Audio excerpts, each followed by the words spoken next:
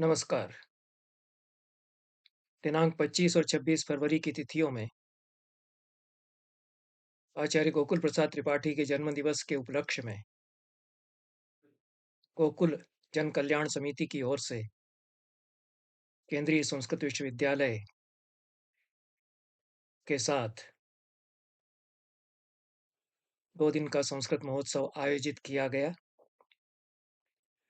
इस महोत्सव के दूसरे दिन एक बहुभाषी कवि गोष्ठी का आयोजन किया गया। इसमें संस्कृत, हिंदी और बुंदेली कविताओं का पाठ किया गया। हिंदी कवियों में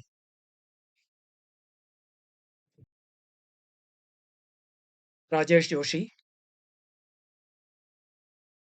प्रेम शंकर शुक्ल और सविता भार्गव ने, तथा संस्कृत कवियों में हर्षदेव माधव, ऋषिराज जानी, लक्ष्मी नारायण शर्मा, सनंदन कुमार त्रिपाठी आदि ने काव्य पाठ किया। युवा कवि ऋषिराज जानी, जिन्हें साहित्य अकादमी का युवा पुरस्कार संस्कृत कविता के लिए प्राप्त है और अनुवाद पुरस्कार भी साहित्य अकादमी का प्राप्त है, इस उत्सव में जिन्हें आचार्य गोकुल प्रसाद त्रिपाठी संस्कृत सम्मान से अलंकृत किया गया, उनका काव्य पाठ कल जो वीडियो इसी चैनल पर अपलोड किया गया उसमें आप सुन चुके हैं। बहुभाषी कवि गोष्ठी में हिंदी के जिन कवियों ने काव्य पाठ किया, उनमें से प्रेम शंकर शुक्ल और सविता भार्गव के रचना पाठ की रिकॉर्डिंग के संपादित अंश हम आज प्रस्तुत कर रहे हैं। प्रेम शंकर शुक्ल जाने माने कवि हैं। 16 मार्च 1967 को रीवा के एक गांव गोरी सुकलान में उनका जन्म हुआ। भारत भवन में भोपाल में वे मुख्य प्रशासनिक अधिकारी हैं। अनेक काव्य संग्रह उनके प्रकाशित हुए हैं। कुछ आकाश, झील एक नाव है आदि। अपनी कविताओं में कला और कविता के अंतर संबंधों की तरस्पर्शी पहचान वे कराते हैं और बहुत बहुत पारदर्शी दृष्टि से जीवन की सहजता के बारे में वे बयान करते हैं। सविता भार्गव का जन्म मध्य प्रदेश के विदिशा में 5 सितंबर 1968 को हुआ। हिंदी साहित्य में स्नातकोत्तर और डीलिट की उपाधियां इन्होंने प्राप्त की हैं। थिएटर और सिनेमा में भी ये सक्रिय रही हैं। मध्य प्रदेश शासन के उच्च शिक्षा विभाग में विशेष कर्तव्यस्थ अधिकारी का काम ये कर रही है। अनेक कविता संग्रह इनके प्रकाशित हैं और आलोचना में भी महत्वपूर्ण लेखन इनका रहा है। सविता भार्गव अपनी कविताओं में स्त्रियों की आवाज की पहचान के लिए जानी जाती हैं। साहस और आत्मविश्वास के साथ स्त्री के स्वर को उन्होंने अभिव्यक्ति अपनी कविता में दी है। स्त्री के भीतर और बाहर के संसार को, उसके सामाजिक परिदृश्य को और उसके अंतर संघर्ष को वे चित्रित करती हैं और बहुत साहसिक बयान उन्होंने अपनी कुछ कविताओं में दिए हैं, जो उनकी कविताएं सुन करके आप समझ सकेंगे।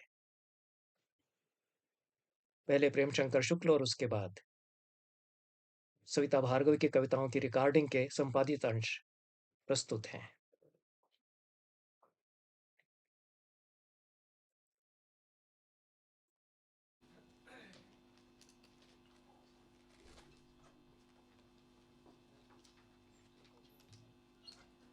बहुत बहुत धन्यवाद। दरअसल जो मुझे डर था वही हुआ। मैं सोचा कि राधा वल्लभ जी और राजेश जी रहेंगे। दोनों हमारे निराला के बारे में हमारे हिंदी कवि शमशेर जी ने परंपरा विभूत जैसा शब्द कहा था। तो हम इन दोनों महानुभावों को यही कहना चाहते हैं अपने कवि से, यह शब्द उधार लेकर मैं राधा वल्लभ जी को, राजेश जी को अपनी परंपरा का, अपनी रचना परंपरा का विभूति कहना चाहता हूँ। और इन लोगों से मैंने बहुत कुछ सीखा है, सीख रहा हूँ। और इनका मंच में होना गरिमा तो देता ही है, लेकिन भय भी देता है और वह भय देता है जो शक्ति देता है इनका होना। बहरहाल, मैं पहली कविता है, क्योंकि ये पिता की स्मृति को है, अन्यथा न लेंगे आप, थोड़ा दो शब्द बोलने की अनुमति चाहता हूँ।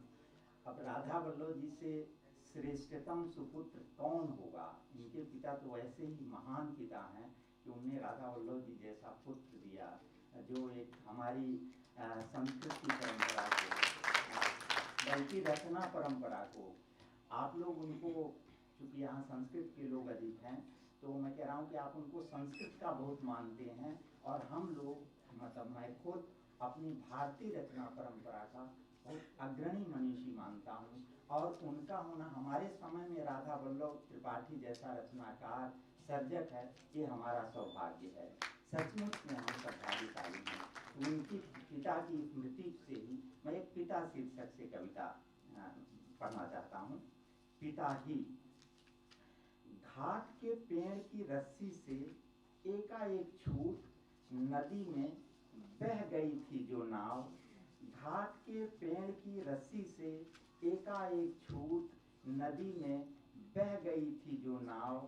अलस भोर उसी नाव से स्वर्गवासी पिता तारे के भेष में बच्चों का माथा चूमने आते हैं। बच्चों की जीवन रेखा की धूल पिता ही अभी अभी पोंछ कर गए हैं।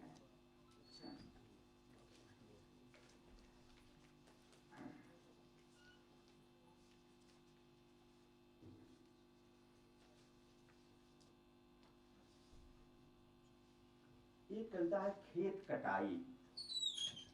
धूप में गेहूं जौ काटती औरतें बातों की फसलें भी काटती रहती हैं। धूप में गेहूं जौ काटती औरतें बातों की फसलें भी काटती रहती हैं। खेत जानता है औरतों का यह हुनर, इसीलिए उनके सम्मान में बिछा रहता है हर हमेश। काटते काटते जब यह औरतें पारी पारी से गाने लगती हैं, गीत की तरल धुन से गीला हो जाता है धूप का मन। और धूप भी बहने लगती है औरतों के पसीने के साथ। औरतों का करिश्मा कि अनाज से खलिहान भरा रहता है, और बातों से भाषा का ओसार। औरतों की बातों में चढ़ता उमड़ता दिखता है दुख सुख का समुद्र। उनकी बातों से ही पता चलता है कितना सूख रहा है सुख, और जीवन की घाटियों में रिस रहा है कहाँ कितना दुख। समय के माथे के सारे घाव औरतों के निगाह से बाँचने से दुख का उच्चारण कभी गलत नहीं ठहरता है। एक बारिश की कविता है, उत्तर दोपहर। मैं बारिश को बारिश की कविता सुना रहा था। मैं बारिश को बारिश की कविता सुना रहा था, जैसे यही साध कि मनुष्य को सुनाता रहूं मनुष्यता की कविता। पत्तियों पर बज रही थी बूंदें, घास भीग भीग कर डूब रही थी। माँ चोटी काढ़ रही थी बेटी की।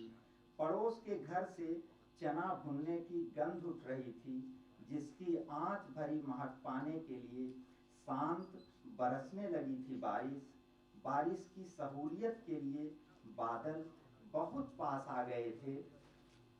ओसार में चींटियों का आना जाना रुका नहीं था। सोए नहीं थे अभी चिड़ई चुनूगुन। ओरी से पानी घर की खुशी झरझरा रहा था। एक कोने में सुस्ता रहे थे सब्बल, फावड़ा, खुरपी, मले हुए अपनी आत्मा और देह में खेत की मिट्टी। दृश्यों से आबाद यह दिनमान की उत्तर दोपहर थी। जीवन भरा था, फिर भी बना रहा था वह और जीवन की जगह। गृहस्थी के काम धाम से थोड़ी फुर्सत निकाल महावर घोल लिया था अब स्त्रियों ने।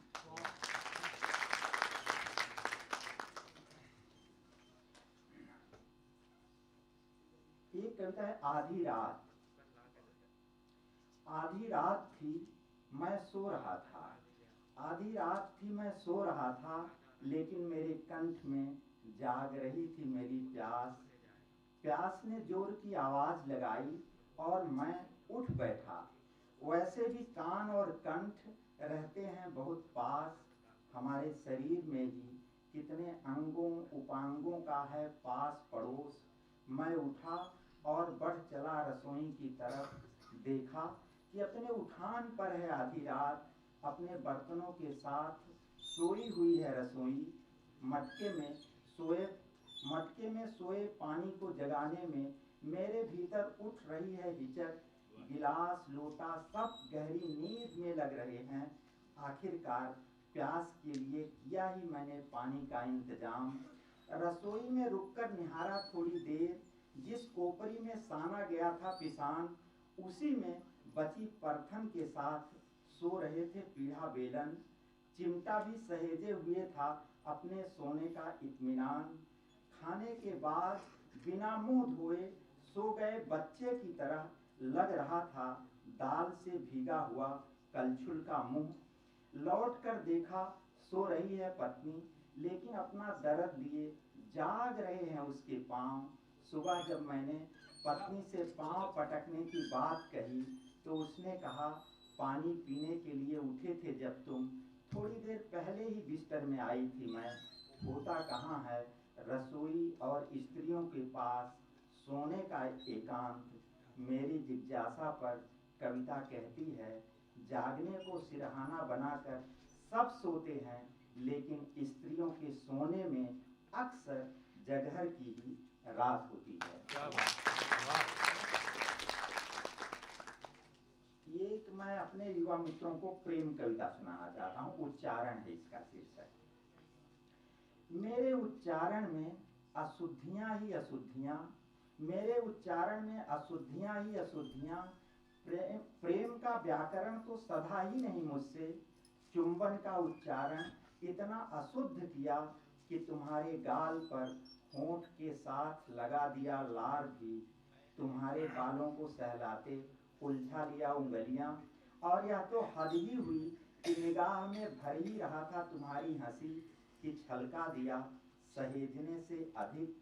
हथेलियों के स्पर्श में भी मुझे रह गया स्पर्श अधिक लगता रहा है।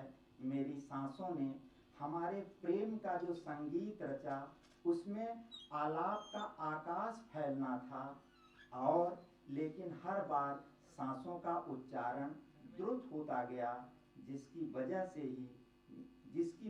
ही पीठ की पृथ्वी पर उंगलियों की छाप बांचने के लिए हथेलियों को दौड़ना पड़ता है बार बार। मुझसे नहीं सधा प्रेम का व्याकरण, मुझसे नहीं सधा प्रेम का व्याकरण। प्यार के उच्चारण में थरथराहट ने सारा सुख दिगंबर कर दिया है। अब अंतिम कविता, पत्थर शिल्पी।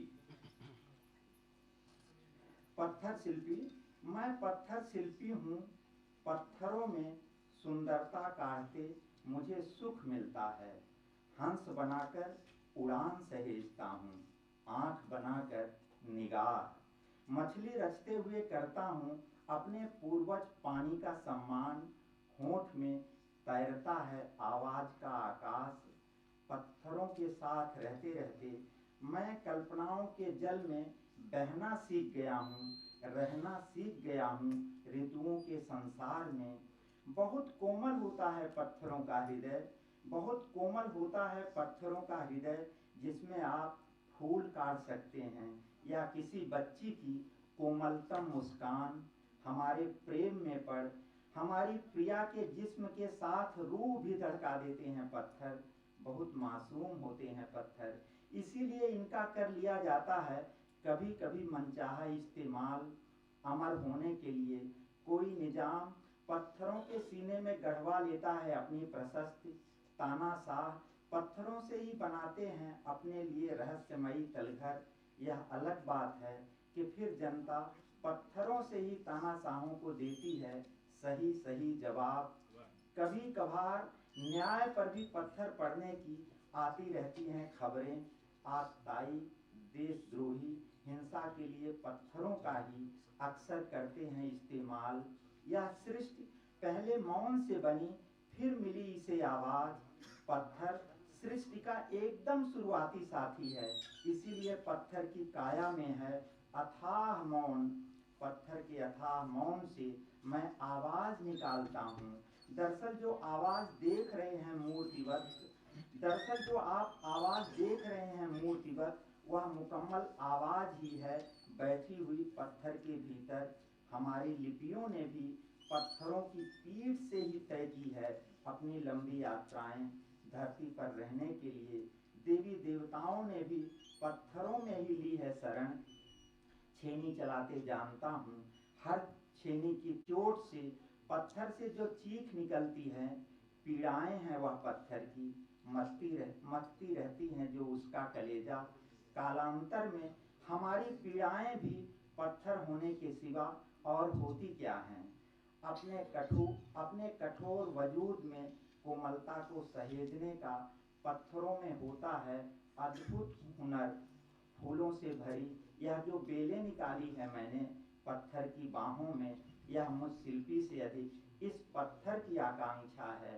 पत्थर पानी के बचपन का दोस्त है, बारिश से पत्थर को है असीम लगाव। इसीलिए बारिश से लहालोट भीगते पत्थर को देखना इस कविता की भी आखिरी पंक्ति होनी चाहिए। बहुत बहुत धन्यवाद। एक बार फिर से जोरदार तालियां। सर्वप्रथम तो पूज्य गोकुल प्रसाद जी की स्मृति को नमन है, और आदरणीय राधा वल्लभ जी, केंद्रीय संस्कृत विश्वविद्यालय के निदेशक आदरणीय रमाकांत जी, राजेश जी, प्रेमशंकर जी, और मंच पर आसीन संस्कृत के कवि और सामने बैठे सुधी श्रोता, आप सबका आभार है, धन्यवाद है। तो सबसे पहले मैं ये कविता पढ़ना चाहूँगी जिसका शीर्षक है गालियाँ।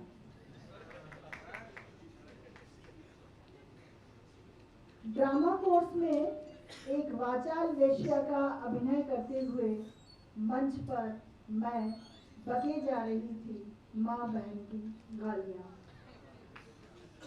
पूरी पृथ्वी एक मंच है जिसमें पुरुष की ये आम भाषा है, बोलने के लिए जिसे स्त्री को वेश्या के अभिनय का सहारा लेना पड़ता है। दूसरी कविता है मोहल्ले की औरतें। मोहल्ले की औरतें पति और बच्चों के बाद मोहल्ले की होती हैं। मोहल्ले की औरतें पति और बच्चों के बाद मोहल्ले की होती हैं। मोहल्ला उनकी संसद है, मोहल्ला उनका देश। अमेरिका से कम्युनिस्टों का क्यों विरोध है, इसमें वे सर नहीं खपाती। उनके विरोध के अपने मुद्दे और उनकी सूची है। झाड़ू बर्तन की बाइयों के मसले उस सूची में सबसे ऊपर हैं। सरकारों का विरोध बिल्कुल नहीं करती, और देश की सरकार की भी क्या मजाल कि गैस सिलेंडर की कीमत बढ़ा दें। वित्त मंत्री को सपने में भी मोहल्ले की औरतें झाड़ू फटकारते दिखाई पड़ती हैं। मोहल्ले की औरतों से जब खफा होती हैं, अपनी तरफ से संसद भंग कर देती हैं। शाम सवेरे अपने पतियों के साथ ट्रैकिंग करना शुरू कर देती हैं और बाकी औरतों को कनखी से देखते हुए खुद को आधुनिक स्त्री का दर्जा देती हैं। इस तरह वे मोहल्ले में रहते हुए मोहल्ले के बाहर हो जाती हैं। अखबार पढ़ती हैं, किसी दिन अपने पति से पूछती हैं, ये स्त्री विमर्श क्या है? इस तरह के सवाल से तिलमिलाकर उनके पति उन्हें मोहल्ले में फिर से धकेल देते हैं।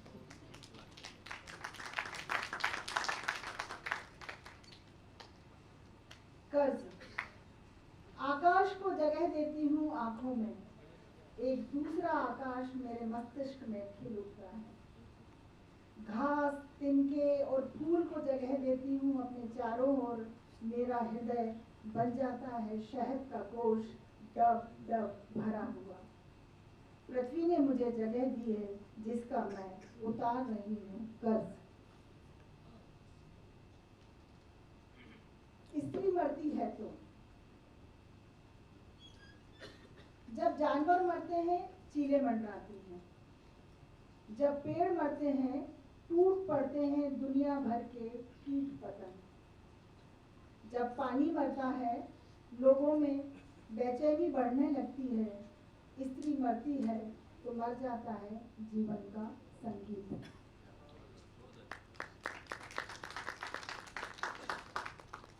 अविराम घूमती पृथ्वी की तरह एक शब्द स्त्री की तरह सुंदर, एक वाक्यांश पुरुष की तरह स्त्री के आगे थोड़ा झुककर खड़ा।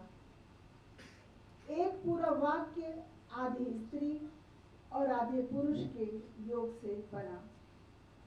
एक शब्द स्त्री की व्यथा की तरह, एक वाक्यांश पुरुष की समर गाथा की तरह, एक पूरा वाक्य अविराम घूमती पृथ्वी की तरह।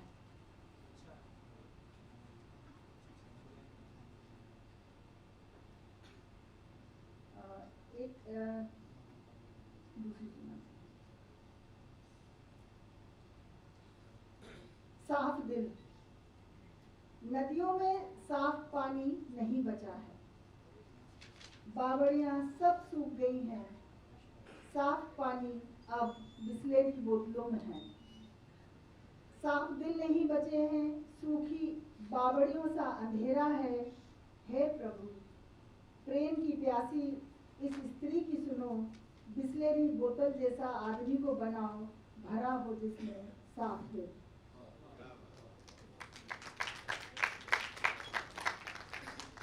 समझे? उसके पास थी थोड़ी सी जमीन, मेरे पास थोड़ा सा आकाश था। हवा ने हम दोनों का साथ देने का वचन दिया। पानी के लिए थोड़ी मेहनत जरूर करनी पड़ी, लेकिन वो भी हमें मिल गया। बच गया था समय जिसे काबू में करना था, लेकिन वो था कि बार बार हमारी पहुंच से थोड़ा आगे खिसक जाता। उसका क्या किया जाए? सूरज और चांद दोनों से इस बारे में पूछा और वो थे कि सुनते सुनते आगे बढ़ जाते। शायद वे किसी दिक्कत से बचना चाहते थे। शायद दिक्कत हमारे साथ भी थी। होना चाहिए था उसके पास आकाश, मेरे पास जमीन, और यह क्रम बार बार बदलना चाहिए था, तभी फंसता समय हमारे फंदे में। समझे?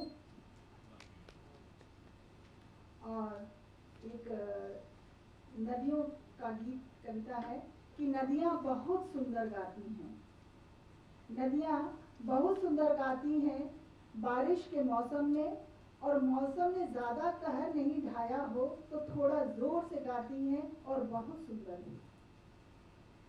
कोई गांव नहीं जहाँ नदियों का गीत प्रसिद्ध ना हो, चाहे वहाँ से नदी बहुत दूर हो। कोई भी कंठ नहीं जिसमें नदियों का गीत नहीं बसा हो, क्योंकि कंठ होते ही हैं नदियों के प्रवाह से बने हुए। नदियाँ प्रवाहित होते हुए अपना रास्ता खुद बनाती हैं, और जितनी भी चीज़ें आती हैं उनके रास्ते पर सबको अपने कंठ में बसा लेती हैं। नदियाँ नहीं होती तो संसार होता बेसुरा।